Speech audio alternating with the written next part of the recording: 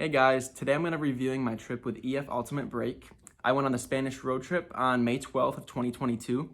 I had such a great time on this trip. I made so many friends and had amazing memories, and I'm so grateful that I chose this trip. Um, I'm going to be reviewing a few things that I learned about the travel company and just a few of my experiences as well. So I did decide to extend my trip. You have two options when booking. You can either come in early and then stay for a few days and then meet your tour group at the first hotel you go to, or you can extend your trip at the end and just fly somewhere else or do whatever you want after that. Extending it did cost me, I think, $175, but I did do that I did it 2 weeks before my trip started, which I don't recommend doing that. It wasn't probably the best decision for me because who knows what the flights could have been or anything like that, but it worked out thankfully and I got it all figured out. I know there were some people on our trip as well that did do the early departure. They came in a few days early and then met with our tour group, which is always an option as well. I believe what they do is you just take a taxi to the first hotel, and the tour director will let you know everything about times and everything about when the whole group will get there, or when some of the group is there. So you just meet up on your own time, which is a great option as well to have. For extending it though, it was pretty simple. Everybody departed in the morning for their flights. They do morning flights home, or at least for our trip they did. So my trip was also I flew to Switzerland, flew to Zurich. My departure was at 7 a.m. So I did take a taxi with, I think, two other people from my tour group as well. So it was pretty easy. I didn't have to pay any extra for the taxi, which was really nice after that trip. And then when we did leave the first hotel, they did give us a little lunch, but it wasn't much. It was just a sandwich and a water, I think. But that was 7 a.m., so I don't think anybody really ate the sandwiches, to be honest. But I wanted to come on here and talk about our experience with our excursions. So for the Spanish road trip, we had 3 excursions. We had paddleboarding in Barcelona. We had a trip to the Alhambra, which is in Granada. And then we had a day trip to Morocco as well. Well, we didn't really know this, but the week before they canceled one of our excursions, and then when we got there, they canceled another one. So they canceled the Morocco trip and they canceled the paddleboarding. The Morocco trip was canceled because I guess the ferry wasn't running because of COVID still, so we couldn't do that, which was pretty upsetting. And then the paddleboarding one, not enough people signed up for it, so they canceled that as well. So I guess just be aware that some of your excursions may be canceled and you will have some free time. But with that being said, we also had the opportunity to go to Morocco regardless.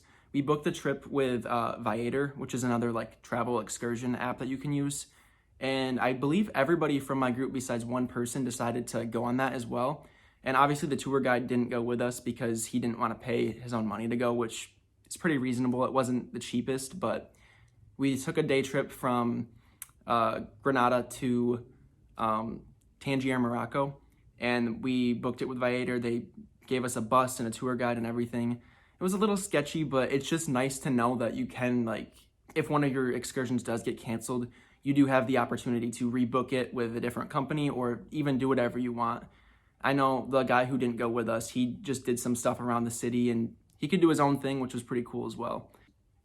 So one thing I didn't really know about EF was how much free time you would actually have on the trips. I kind of just assumed that they'd keep you going boom, boom, boom, one thing after another, which in some days they do that, but you have the option to opt out of certain things. So every time we got to a new city, we would do a walking tour. We do a bus tour first, then we do get all settled in, get something to eat, do a walking tour. And you didn't have to do either of those. I think you had to do the bus tour because it was coming into the city, but you didn't have to do the actual walking tour, or you didn't even have to eat with a group, which was good to know. I know a lot of people like to plan ahead and get restaurants figured out and special places they want to go. And it's just good to know that you have the option of going to those places. A lot of the time going to different cities and stuff, we would just break off into certain groups. So it was pretty easy to figure out what we were doing, because some people would be like, oh, I want tapas. Let's go somewhere where they have tapas. Or somebody would be like, oh, I kind of just want some French fries or something. So we'd go to a fast food place or something like that. So it was always easy to find people to eat with because everybody has different preferences. Certain people can only eat certain things. So it's pretty simple to figure that out once you get there. It kind of depends on who's on your trip, I guess. But there was, I believe, 19 people on ours. So it's a decent amount of people to pick from to go out to eat with. Another thing that I loved, particularly about Spain, was going to the clubs. We did only go, I think, once. We tried a second time, but we didn't get in because we were not prepared for it at all.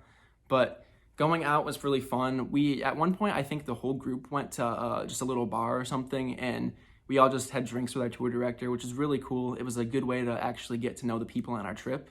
So I do recommend going out and trying something different that's out of your comfort zone.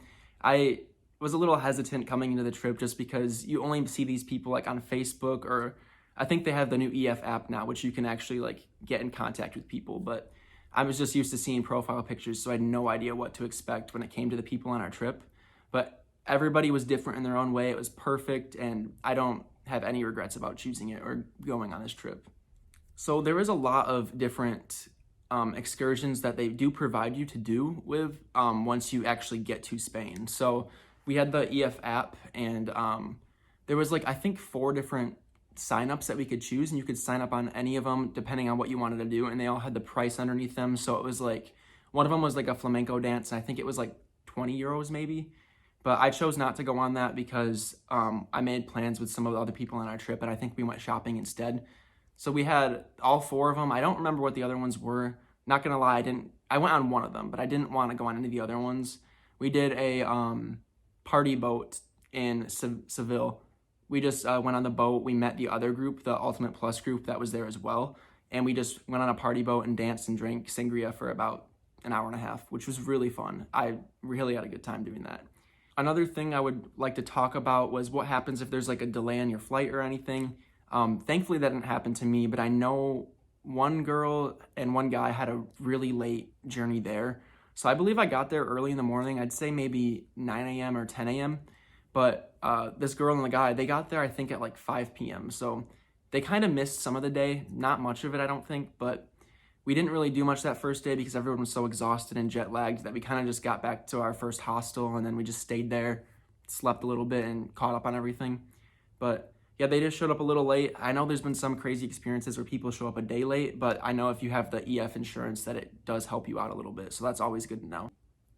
The main reason that I chose EF was because they kind of have everything structured out on their website. So they'll have like the location, and it'll say day 1, day 2, and just about everything you do.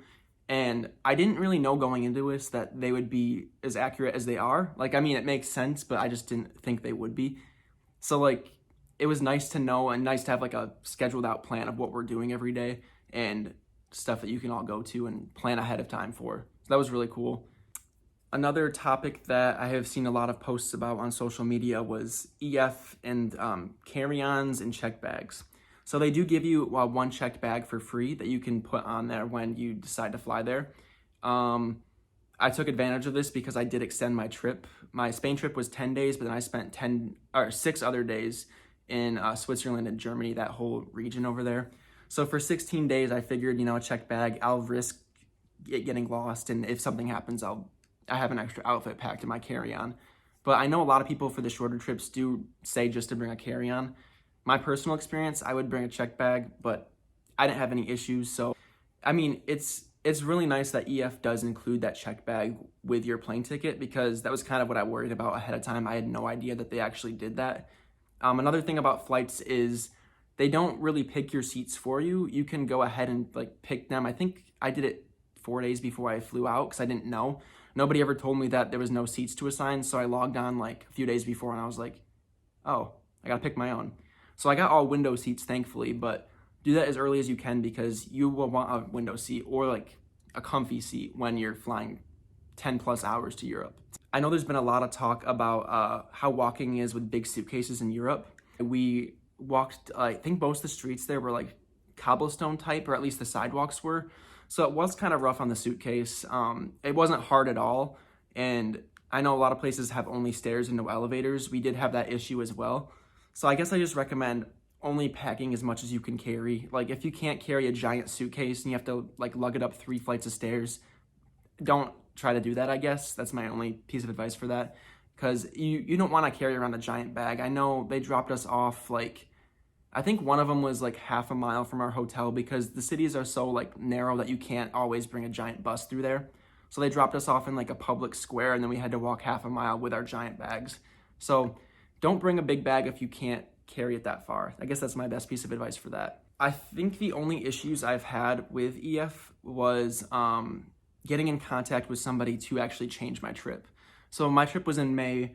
A lot of the main trips start, like the busy season, I guess, starts in May and June. That's when everyone tries to fly and go to Europe. So it was kind of hard to get in contact with my travel consultant, I think it was. I know I sent some emails back and forth, but they were like responding every like 2 to 3 days, and then all of a sudden the responses just stopped. So that was pretty frustrating. I did have to deal with that. But I just went on their website and did the little, like, there's a little bubble that's like text chat them. So I text chatted them and said, hey, I need to contact somebody about fixing my flights or something. And they gave me a phone number to call. So I called that number, and they initially set up like a little time. They're like, okay, we'll fix your flights. We'll have it in by this day or something. And then we'll give you a call once it's all set. So I just told them where I was going. And the thing about my trip, like specifically, was I needed to change the airport flight home. So I was supposed to leave May 22nd to fly to Zurich, but they didn't do that for me. I was in charge of booking that. So I guess I could have taken a train, I could have flew, but I found a really cheap standby ticket, so I just did that. And then they were in charge of booking my flight home. So they did Zurich from Zurich to the US.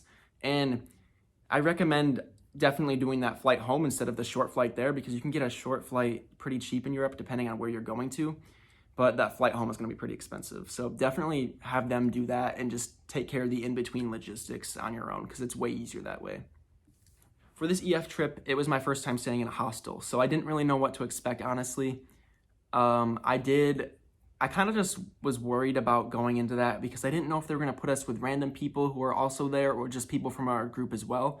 But they did just stick us with people from our group. I believe there were 4 boys on our trip, and then the rest were all girls. So they always put us 4 together, and then by the end they had rooms of 2 for us. So they just did 2 boys, and then the rest of the girls were all split up too. Our hotels were actually pretty nice. Our hostels were nice too. I don't think I had many issues with it. It was our second hostel in Granada. It was pretty bad. We had a bathroom, and I guess it's a European thing to not have to have the shower just in the same room as the toilet, and no like curtain or no like barrier on the floor or anything. So one of the guys on our trip accidentally flooded the bathroom, and then it flooded out into our room and got our stuff wet.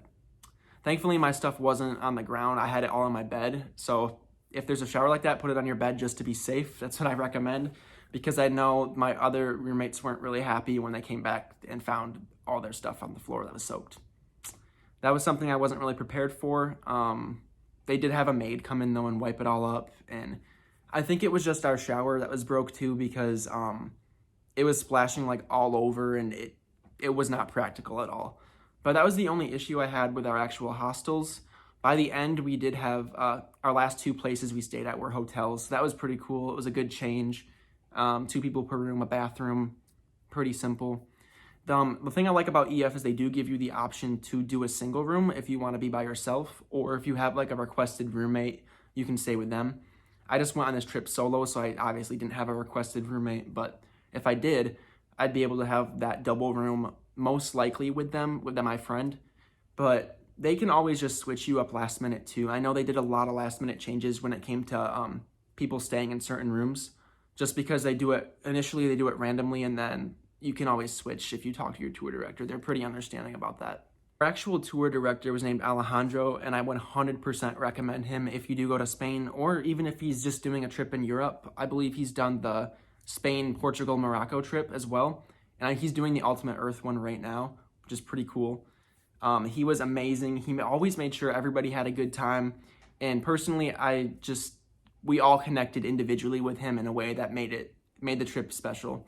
By the end, he gave us all postcards with like a nice message written on the back, and it honestly just was like the icing on the cake for the trip, because you want to have a good tour director for your tour, or you might not have the best time. But I've only heard of people having good experiences with their tour directors. They're pretty great people. One thing I wish I would have known before going was to bring euros. You think it's pretty obvious, but I've heard of a lot of places taking just cards. So I was like, I probably don't need any. I can just get them there. But for some reason, my credit card wouldn't work on any of the ATMs, so I could not take out any cash. And that was a big issue for me, because A lot of the restaurants there, they just they put every single person's like order, like their drinks, their food, they put it on the same bill and they give you the bill at the end. You can ask them to split it for you, but it's a pretty big inconvenience for them, and it's not pretty common. They always just give you one bill. So for one of the meals, we had like 10 people with us maybe, and I was like, I need the euros so bad. So I just charged the whole bill to my credit card and had everybody Venmo me cash or give me euros. And that was probably the best thing I could have done, because then it gave me enough euros to get through the rest of the trip, and I came back with none because I spent them all.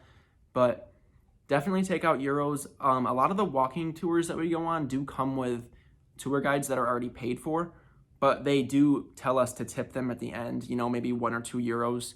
But it got to the point where I didn't have any, so I felt pretty bad, and I didn't want to give them like a US dollar because I feel like that's kind of rude. So I just like had one of my friends, I'd be like, hey, can you give them an extra one and I'll pay you back?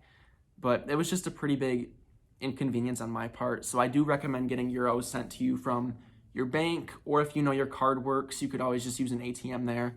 A lot of people did that, but mine wouldn't work. So I guess just plan ahead like that. That's a good thing to do before you go. Overall though, if you are considering a trip to Spain, I would recommend the Spanish road trip. We got to do everything there was. I think the only area or only part of Spain we didn't go to was the north. So we got to do, like, we drove through the countryside, we went to the mountains, we saw the mountains, we went to the beach when we did that Tangier excursion, and when we went to Barcelona, we did the beach as well. And there's a pretty fair amount of cathedrals you will see. So you do see a lot of beautiful architecture, just all of the different cities too. You get a little mix of everything. And all of our hostels and hotels were actually like dead center in the city. So you could just walk around, and I know we did a lot of walking, like a pretty fair amount of walking, but honestly, it was the best way to see the whole city. We got to go to different restaurants and stuff just by walking, and the first day there, we were kind of confused because we didn't really know what to do or what there was to do. So we just walked around and we found this really cool plaza, and we came back, I think, the second or third night we were in Madrid, or it was the second night. We only stayed 2 nights there. But we came back the second night, and they had a giant concert going on in that plaza, and we're like, whoa, pretty cool. So, I mean, you can always find stuff around the city if you don't have a plan of what you want to do. But for the most part, you do get, I believe, like 2 to 3 hours a day, like after your main excursion event that you do, depending on what trip you're on, obviously. But I know most times we were like, all right, so you guys have 3 hours to go do whatever you want, meet at the hostel at like 6 p.m. and then we're all gonna go to dinner together. So that was always good to have like a certain time frame where you can go do stuff that you want to, and just like break off and get to know some more people from your trip. My biggest regret was not connecting with people on our trip sooner. We waited a little long for that, but it's just how it is sometimes. People are more socially awkward or people are more outgoing, so it just depends on really who you do have on your trip. But don't be afraid to connect to them. Most likely they're there alone. I believe it like 2 sisters came together, and other than that, everybody else was pretty much solo. And there was a group of cousins as well, but everybody came solo, and we all left best friends. There's a lot of like, I'm still in some group chats where we talk every other day. It's pretty great, and we do want to go on another trip together. It's just there's so many options of what to do and time frame that we don't know. So I know EF did just extend their age group, so it can be 18 to 35 now, which is pretty cool. I know one of the girls on our trip was 29, and she was devastated that she probably couldn't go on another one with us. But when she found out it was 35, she was so excited. And honestly, there was like one 19-year-old. The rest of us were like in our like 27 or 25. I'm only 21. It didn't seem like a big age difference to me. That was one thing I worried about, was would there be too much of an age difference? But it's pretty crazy how similar everybody was. It worked out really well. So if you were thinking on going on an EF trip, use my promo code. I do have it in my bio. You will save $100 off. And yeah, I'm 100% going on another trip. I only have recommended it to everybody. All my friends are kind of annoyed at me because I tell them how awesome it was, and I want them to go on one so bad because I had the best time ever. I do recommend it. Yeah. One thing I was really worried about going into this trip was actually meeting in the airport. So I've never been to Europe. It was kind of a new experience for me. It was pretty simple to figure everything out. They put you in a group chat on WhatsApp, and they have a list of people and where to go once you get to the airport. So we flew from Grand Rapids, Michigan to Madrid, and they sent a picture of where to meet at. It said group 2, and it had 3 names on it. It was me and 2 other people, and we met in front of a restaurant, I think, in the airport. They had a picture of it, they had the name, and like, I don't think it came with directions, but the airport was relatively easy to understand. So that was one thing I worried about going in, because you just never know going in with different people, random people, you're all by yourself. It's kind of scary, but it did work out because that group chat, like, it solved everything for us. It had where everybody needs to meet, it had the times and everything, so everybody had different times coming in. It said this person had this time, this person had this time. It made it way easier, so I stressed over that for no reason. That was one thing I kind of wish I knew before I went on the trip, just because like I was having major anxiety before going, just because I didn't know how to actually find everybody once I got there. So it's a little relieving once you get there to figure that out. The group chat is pretty helpful too as well once you're there, because you can always just text and be like, does anybody want to go get tacos or something like that, you know? Just text it, and then somebody will always say, most likely will say yes, they'll go with you. So you can always just hang out with whoever you want to. It's pretty simple. One more subject that I would like to talk about is the payment plan option. So I just paid this trip in full because I wanted to get it out of the way. But they do have a payment plan option where you can pay a certain amount, however you want, per month. Obviously, you have to put down the deposit first, which was $22 at the time. I'm not sure if it's changed since then, but I know you have to have it all paid off before the month before you leave. But obviously, you want to get it paid off as soon as you can, just to be safe and, you know, have it done. It's so much easier just to have it done. But paying it in full was a good idea because I didn't have to worry about anything. But the option to do have the payment plans, it's really nice. I know you just set whatever amount you want, maybe 100 a month, or depending if how expensive your trip is, you could do a certain amount per month. But it's pretty easy. You just pick a day, any day that you want to do the payment for. So you could set it for like the 22nd of every month. And then that 22nd, you pay them every single time until your trip is ready.